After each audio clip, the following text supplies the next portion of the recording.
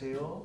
네, 성경 필사 잘 하고 계신가요? 아마 시간이 계속 지나면서 성실하게 기록하는 일은 참 쉽지 않다 이런 생각을 합니다.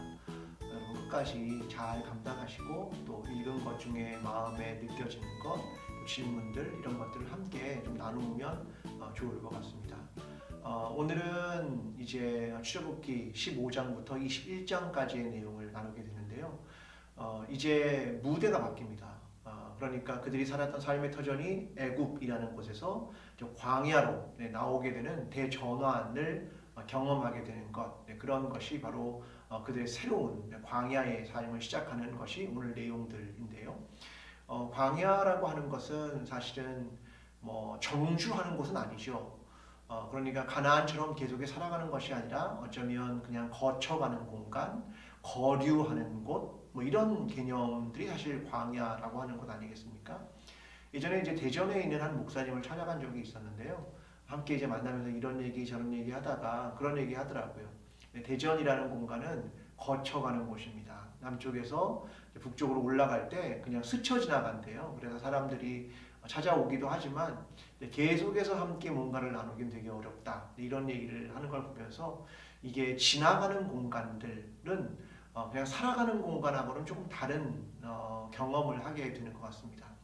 우리의 삶은 뭐 하나님의 나라, 하늘 나라가 우리가 결국은 가야 할 곳이고 또 오늘 우리의 삶은 거쳐가는 인생들인데 그렇게 뭐 집착하거나 뭘 꼭 이렇게 하려고 하거나 이런 것으로부터 조금 더 넉넉한 마음으로 살아가면 좋을 것 같습니다. 자, 오늘은 이제 출애굽기 15장부터의 이야기를 나누어 볼 텐데요. 출애굽기 15장에는 두 개의 노래가 등장합니다. 홍해에서 우리를 건지신 하나님, 그 하나님을 찬양하면서 하나는 모세의 노래, 또 하나는 미리암의 노래가 등장을 합니다. 여기에 보면 이런 내용들, 하나님이 우리를 구원하셨습니다. 그걸 찬양하는데 이 노래들을 시편에 뭐 77편, 88편 이런 데도 계속 인용을 하는 구절들이 시편에도 굉장히 많이 등장합니다. 하나님이 우리를 애굽으로부터 구원하셨습니다. 홍해에서부터 우리를 구원하셨습니다. 그런 것들이 굉장히 많이 등장을 하죠. 이게 왜 이렇게 중요하냐면 이스라엘 백성이 가족 공동체로부터 민족 공동체로 전환되는 굉장히 중요한, 그래서 민족이라고 하는 정체성, 그것을 얻게 되는 굉장히 중요한 사건이기 때문에 사람들은 여기에 주목하고 있는 것입니다. 자, 그러면 거기서 하나님은 누구로 비추는가? 하나님은 용사이신 하나님, 전쟁에 강한 하나님, 그런 하나님으로 계속해서 그려내고 있습니다. 특별히 여기서 13절의 내용을 보면 주의 인자하심이 주께서 구속하신 백성, 여기서 구속하다라는 이 말은 건져낸다 그런 말이거든요. 사실 비교되는 것이 있다면 이런 거죠. 바로가 사내 아이가 태어나면 전부 다 나일강에 던지게 했죠. 그러니까 아이를 물에 수장시킨 겁니다. 근데 하나님은 어떤 하나님이냐? 건져내신 하나님이다. 하나님은 우리를 그렇게 구원하셨습니다. 그렇게 이야기하는 것이 이 구속이라는 단어이고요. 이 구속의 또 사용 용례는 법률용으로 사용되는데 우리를 종으로부터 자유케 했다. 이럴 때도 사용하는 용어가 바로 이 구속하다라는 용어입니다. 이제 모세의 노래가 끝나면 미리암의 노래가 등장하는데 고대 근동에서의 역사는 보통 전쟁을 마치고 돌아오면 아내들이나 여인들이 춤을 추며 노래를 하면서 그들을 맞이한 전통이 있었습니다.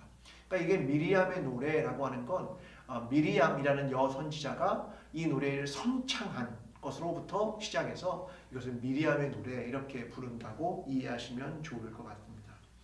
자, 이제 이런 상황에서 그들은 이제 출애굽을 하고 홍해를 건넜는데 곧바로 시련이 시작됩니다. 20절부터 마라의 사건이 등장하는데요. 광야니까 이제 물을 얻기가 되게 어려운 거죠. 그런 속에서 물을 발견하게 됩니다. 근데 이 물이 쓴 물이다 이렇게 표현을 하고 있죠. 사실 광야에는 저도 가보진 않았지만 소금기 있는 물, 그런 물들을 부르는 말인데 그걸 먹는 순간 갈증이 더 심해져서 이건 거의 뭐 죽음의 물이라고 하는 겁니다. 거기에 한 나무를 던지게 되죠. 뭐 대단한 거겠습니까? 나무 하나가 뭐 그렇게 대단한 것 아니죠. 그런데 하나님은 그것을 통해서 하나님 그 물을 달게 변화시키는 것들을 경험합니다. 하나님 앞에 순종하는 일, 그 일이 굉장한 변화의 출발점이다라고 하는 것을 이해할 수가 있죠. 십자가의 경우도 다르지 않죠. 한 나무죠. 사형의 틀 아니겠습니까? 그런데 하나님은 그것을 구원의 상징으로 바꾸십니다. 그러니까 대단한 것이 아닐지라도 그 나무라고 하는 것이 변화시키는 대단히 중요한 것으로 드러나고 있는 것을 보여주고 있습니다. 자, 16장에 이제 들어가면 광야에서 그들이 먹는 문제에 도달하게 되는데 하나님은 그들에게 만나라고 하는 걸 이제 허락해 주십니다. 새벽에 그것이 내리는데 가시와도 같다 이런 표현들을 하죠. 원래 가시는 양념으로 사용하는 열매인데요. 그거하고 비슷하다 그렇게 이야기하고 모양도 진주 같고 빛깔은 부돌라 같다라고 사람들은 이야기했는데 이 연노란색이나 하얀색을 의미하는 것들이었습니다.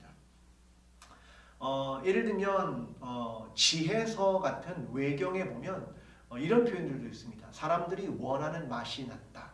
그런 표현들을 사용하기도 합니다.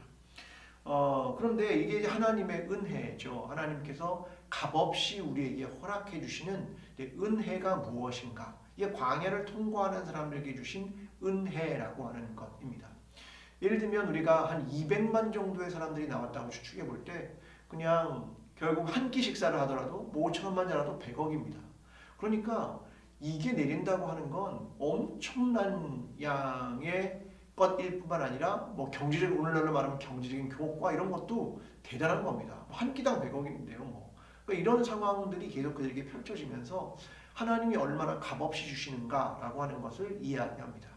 그리고 출애굽기는 저녁에 메추라기를 주셨다라고 이야기하는데요. 나중에 이제 뒤에 가면 민수기에서 이제 메추라기 사건에 대한 것이 한번 등장하는데 사람들은 그렇게 값없이 많은 것을 주었을지라도 여전히 탐욕스럽게 그것을 모았습니다.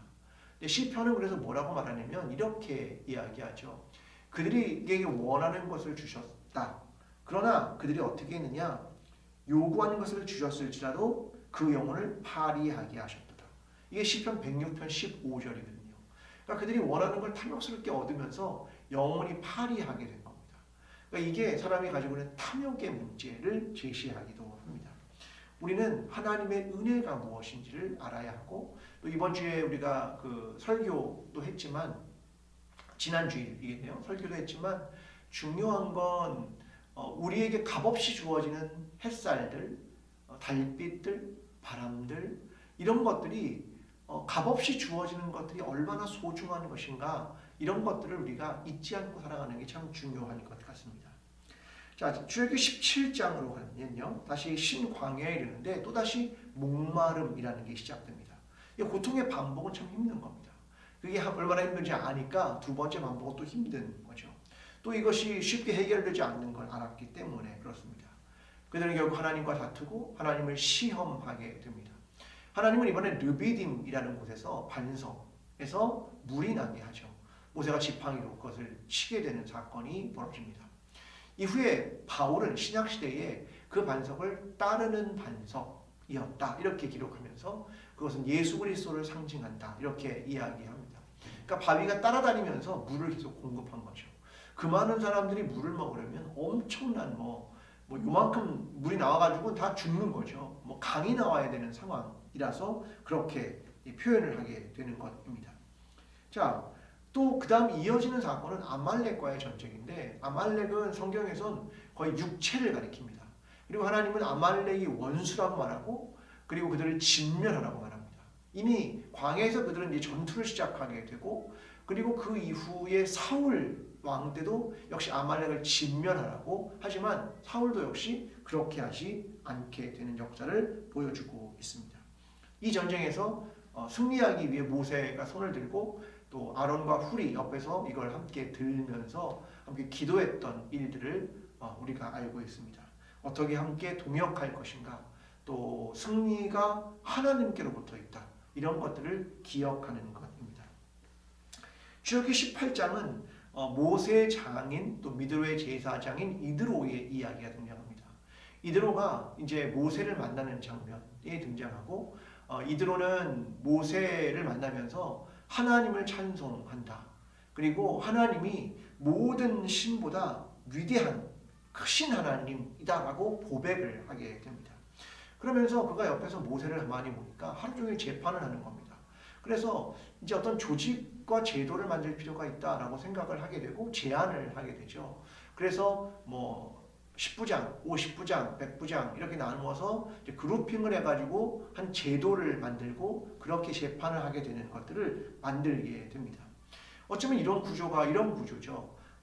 대그룹을 가지고 있는 사람, 중그룹, 소그룹 이런 형태는 결국 꼭지점을 향해서 나아가는 겁니다. 그러니까 피라미드의 구조하고 다르지는 않습니다.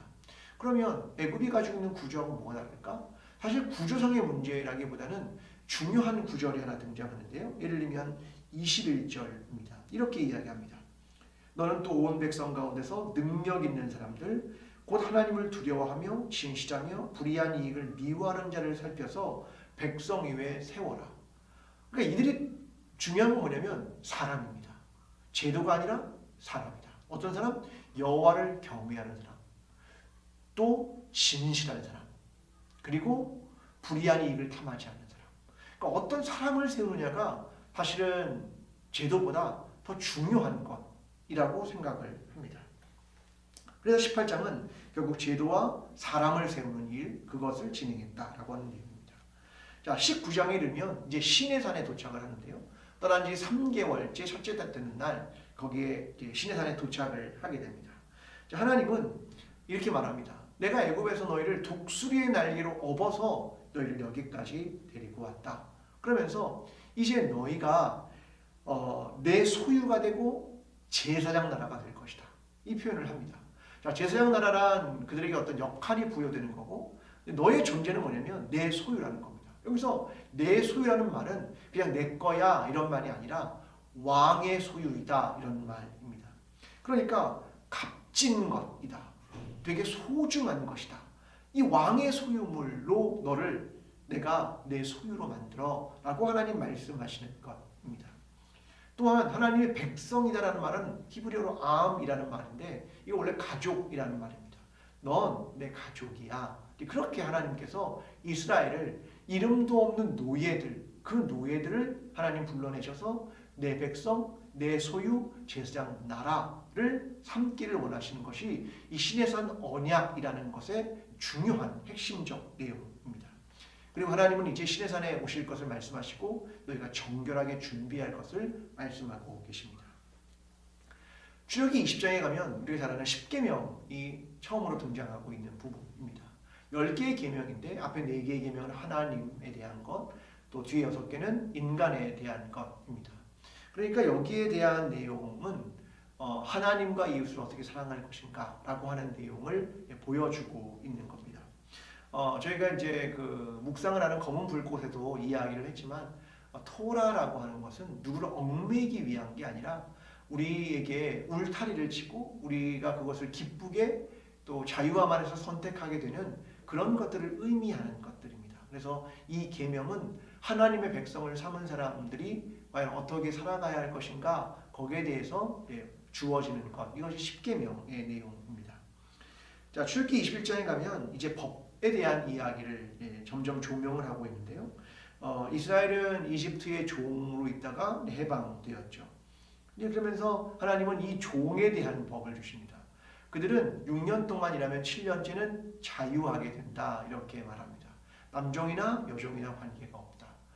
그런데 예를 들면 그 종의 아이를 낳은 겁니다. 그럼 그 아이는 주인에게 속하게 되는 겁니다. 그리고 여종이 있는데 그 여종은 가족처럼 대하고 그에게 권리를 부여해라 라고 하는 것들을 말씀하고 계십니다. 그러니까 이집트의 종으로 있다가 나오는 사람들에게 종을 어떻게 대하느냐라는 건 너희의 과거를 잊지 말아라. 그것을 말씀하시면서 하나님은 그러나 그들에게 일정 기간, 대부분 종들은 사실 뭐 전쟁의 포로 아니면 재정적인 문제 때문에 종이 된 거거든요. 대부분은 뭐 국가의 종이 아니라 사실 개인의 종이기 때문에 그렇습니다. 그래서 그들에게 자유를 허락하는 것, 그것이 너희가 원래 누구인가를 잊지 않는 것이다 라고 말씀하는 내용들이고요. 두 번째는 사형죄에 대한 걸 얘기하는데 부모를 공경하지 않고 업신여기고 때리는 자 이런 데는 사형하라. 살인자, 도둑, 유괴범, 특별히 이제 피해 복수를 말하기도 하는데 중요한 건 죄를 지은 사람의 고의성이라는 걸 확인해야 된다라고 이야기합니다. 그러면서 우리가 잘 아는 눈은 눈으로, 이는 이로, 대움은 대움으로, 손은 손으로, 발은 발로. 이건 뭐냐면 징벌이 더 과하지 않아야 한다라고 하는 중요한 기준을 만드는 겁니다. 내가 5만큼의 문제가 있었으면 징벌은 5만큼이야. 그러니까 이것은 하나님의 법이 뭐 눈은 눈으로 이게 나쁜 법이라는 게 아니라 보호하는 법입니다. 그래서 이것이 죄를 지은 사람에게도 피해 복수에 있어서 그것을 그만큼만 징벌하라라고 하는 것을 보호하는 차원의 대단히 합리적인 법이었다라고 하는 것으로 이해하는 것이 중요합니다. 그리고 그 이후에는 재산 손실에 관한 내용들을 이야기합니다. 본래 법이란 문자가 중요한 게 아니라 정신이 중요한 거죠. 자기 편에서 해석하는 것도 아니고 과연 어떠한 정신으로 이것을 볼 것인가, 이것을 이해하는 게 대단히 중요한 것이 아닌가 생각합니다. 우리가 하나님의 법을 늘 마음에 새기고 또 그것이 십계명은 돌판이라는 외부에 있었지만 이제 새로운 언약은 이것을 마음에 새기며 하나님께서 원하시는 건 결국 이 법을 막 지키는 어떤 강제성 이런 게 아니라 너의 마음이 변화되는 것, 이것을 하나님께서 원하셨다라고 하는 것들을 기억하면서 오늘도 결국 우리가 하나님 안에서 하나님의 백성이며 하나님의 소유이며 하나님께서 원하시는 제사장 나라가 되는 것, 이것의 의미들을 더 깊이 이해하고 하나님과의 관계, 그것에 바로 관계를 맺어가는 저와 여러분의 삶이 되기를 간절히 기도합니다. 이번 한 주간도 성령 필사에 승리하시기를 바랍니다. 감사합니다.